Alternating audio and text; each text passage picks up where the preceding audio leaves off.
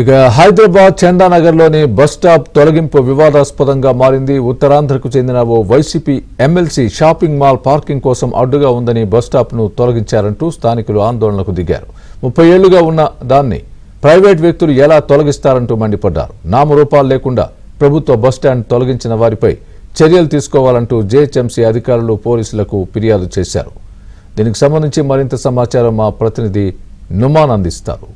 Numan, చందానగర్లో RTC bus stop తొలగింపు వివాదాస్పదంగా మారింది. కొంతమంది ప్రైవేటు వ్యక్తులు రాత్రికి రాత్రే ఎన్నో ఏళ్లుగా అంటే దాదాపు 35 సంవత్సరాలకు పైగా ఉన్నటువంటి బస్ స్టాప్ను తొలగించారు. వారి షాపింగ్ కాంప్లెక్స్లకు అడ్డంగా ఉంది, వారి షాపింగ్ మాల్లకు అడ్డంగా వస్తుందనే నెపంతో పూర్తిగా అసలు జిహెచ్ఎంసీ ఇటు ట్రాఫిక్ పోలీసులకు ఆర్ఎండ్బి అధికారులకు ఎవరికీ సమాచారం లేకుండానే కూల్చివేతలు చేశారు. అసలు నామరూపాలు లేకుండా చేశారంటూ కూడా ఇక్కడ ఉన్నటువంటి స్థానికులు అయితే ఆందోళన దిగినటువంటి పరిస్థితి ఉందని చెప్పవచ్చు ఉంది. సో ప్రస్తుతం స్థానికులు ఉన్నారు, వారితో కూడా మాట్లాడదాము. చెప్పండి, ఇది ఎవరు తొలగించారండి, ఏంటి అసలు?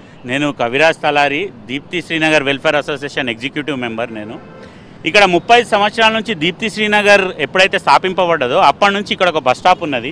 పిల్లలకే కానివ్వండి, పెద్దలకే కానివ్వండి షెల్టర్ ఉన్నది. ఎందుకంటే ఎండాకాలం ఇబ్బంది ఉంటుంది కాబట్టి నీడ గురించి అని ఇక్కడ షెల్టర్ ఉన్నది. ఇంతకుముందు ఇక్కడ షాపింగ్ కాంప్లెక్స్ వచ్చిందని అక్కడున్న బస్ స్టాప్ని తీసుకొచ్చి ఇక్కడ జరిపినారు. సరే, ఎక్కడైనా సరే మనకైతే బస్ షెల్టర్ కావాలి, ఉండాలి ఒక బస్ స్టాప్ అనేసి అని మనం అప్పుడు ఏమనలేదు. ఇప్పుడు ఇక్కడ బస్ స్టాప్ని తీసేసి ఇక్కడ వెనకాల ఏదో షాపింగ్ కాంప్లెక్స్ వస్తుందని చెప్పి ఇక్కడున్న షెల్టర్ని ఇక్కడ తీసి పడేసారు. రాత్రి ఆనవాళ్ళు లేకుండా బస్ స్టాప్ తీసేస్తే రేపటి దినం ఈ ఎండాకాలం వస్తుంది. ఇక్కడ అన్ని జూనియర్ కాలేజెస్ ఉన్నాయి, కాలేజ్ పిల్లలు. ఇక్కడ ఎవరో శ్రీకాకుళం ఎమ్మెల్సీ అంట, ఆయన లీజ్ తీసుకున్నాడంట. ఆయన గురించి అని మరి తీసేసిర్రా మరి ఏంది తెలియదు. మేమైతే పోలీస్ కంప్లైంట్ ఇచ్చినాం. డిప్యూటీ కమిషనర్కి నేను ప్రజావాణిలో కంప్లైంట్ ఇచ్చిన. ఆయన మాకు ఎలాంటి సంబంధం లేదు, బస్ షెల్టర్ తీసేసింది మేము కాదని ఆయన చెప్పిండు. మాకు ఎవరు రిప్రజెంటేషన్ ఇవ్వలేదు. రోడ్ వైండింగ్ వాల్ కానివ్వండి, NH9 వాల్ కానివ్వండి, మాకు ఎలాంటి రిప్రజెంటేషన్ ఇవ్వలేదు. మేము ఎవరికి అప్రూవల్ ఇవ్వలేదు బస్ షెల్టర్ తీయడానికి ఆయనే చెప్పిండు. మళ్ళీ ఆయనే మాకు గైడ్ లైన్స్ ఇచ్చిండు. ఏంది, పోలీస్ స్టేషన్లో కంప్లైంట్ ఇవ్వమని. పోలీస్ స్టేషన్లో వెళ్ళి మేము నిన్న కంప్లైంట్ ఇచ్చినాం. పోలీసు వాళ్ళు వచ్చి నిన్న ఎంక్వైరీ చేసిండ్రు. ఈరోజు FIR బుక్ అవుతుంది దాని మీద. ఏందండి, బస్ షెల్టర్లు రాత్రి మింగేస్తారా? ఏంది ఇది, ఎట్లా కనబడుతుంది అంటే స్క్రాప్లు అమ్ముకుంటారా బస్ షెల్టర్లు? అడిగేటోళ్ళు లేరా? ఇది నిన్న మొన్నటి దాకా TRS దొంగల ప్రభుత్వం కాదు, రేవంత్ రెడ్డి ప్రభుత్వం. ఎవడు ఏం మింగినా కక్కిపిస్తాడు రేవంత్ రెడ్డి.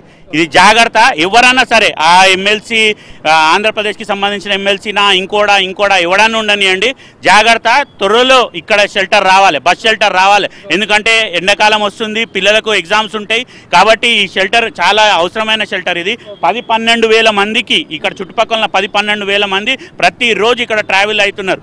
బస్ స్టేషన్లో ప్రతిరోజు ప్యాసింజర్ 10-12 వేల మందికి ఇది యూజ్ అయ్యే బస్ షెల్టర్ కాబట్టి త్వరలో వచ్చి ఇక్కడ షెల్టర్ మళ్ళా ఏ విధంగా అయితే ఇంతకు ముందు తొలగించారో అదే విధంగా మళ్ళీ ఇన్స్టాల్ చేసిరా మంచిది, లేకపోతే చూస్తారు.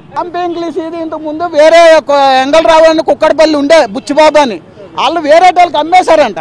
వాళ్ళు వేరే వాళ్ళకి అమ్మేస్తే ఇది లీజ్కి ఇచ్చారు. ఇదిగో ఈ ఓనర్, పక్క బిల్డింగ్ ఓనర్ ఇక్కడే ఉన్నాడు. ఈ బిల్డింగ్ వాళ్ళు ఏమో కుక్కడపల్లిలో ఉంటారు. ఇదేమో వైజాగ్ అయిన ఎమ్మెల్సీ అంటే దువ్వాడ శ్రీనివాసరావు షాపింగ్ కాంప్లెక్స్ తీసుకున్నారని చెప్తున్నారు. ఎవరైనా బతకడానికి మంచిదే, అది మనం ఎవరైనా పాప కడుపు మీద కొట్టకూడదు. మా బస్ స్టాప్ మాకు కావాలి అంతే, ఇంకేం వద్దు మాకు. వాడు ఎంత తిన్నాడా, ఈడెంత తిన్నాడా మాకు సంబంధం లేదు. మా బస్ స్టాప్ మాకు ఇస్తే చాలు, లేదంటారా మేము సుప్రీంకోర్టుకి వెళ్ళడానికి తయారుగా ఉన్నాం. 30 ఏళ్ళ నుంచి బస్ స్టాప్ ఉంది.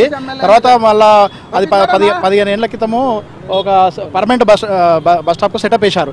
కానీ ఇప్పుడు ఎవడో ప్రయోజనాల కోసం, ఎవడో వ్యాపారాల ప్రయోజనాల కోసము బస్ స్టాప్ని తొలగించి దర్జాగా వాళ్ళ ప్రయోజనాల కోసం తొలగిస్తే ఇప్పుడు నిజంగా పేద ప్రజలు, స్టూడెంట్స్, ఎగ్జామ్స్ టైం ఈరోజు మార్చు, స్టూడెంట్స్ ఎక్కడ నిలబడాలి? ఎవడో వాడు షాపింగ్ కాంప్లెక్స్ వాడు ప్రయోజనాల కోసం బస్ స్టాండ్ని తొలగించడం అన్యాయం, దుర్మార్గము.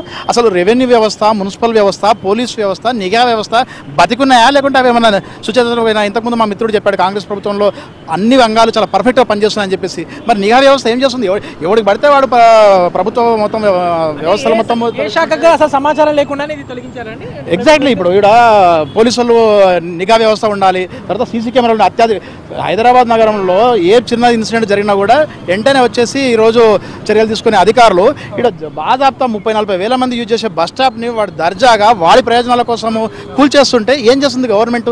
ప్రభుత్వానికి సంబంధించినటువంటి జిహెచ్ఎంసీ బస్ స్టాప్లో తొలగించారో వారి మీద కఠిన చర్యలు తీసుకోవాలంటూ కూడా ఇక్కడ ఉన్నటువంటి స్థానికులు అయితే డిమాండ్ చేస్తున్నటువంటి సిచ్యువేషన్ మనకు కనిపిస్తుందని చెప్పొచ్చు. వీడియో జర్నలిస్ట్ శ్యామ్తో నుమాన్, ఏమైనా ఆంధ్రజ్యోతి, చందానగర్ నుంచి.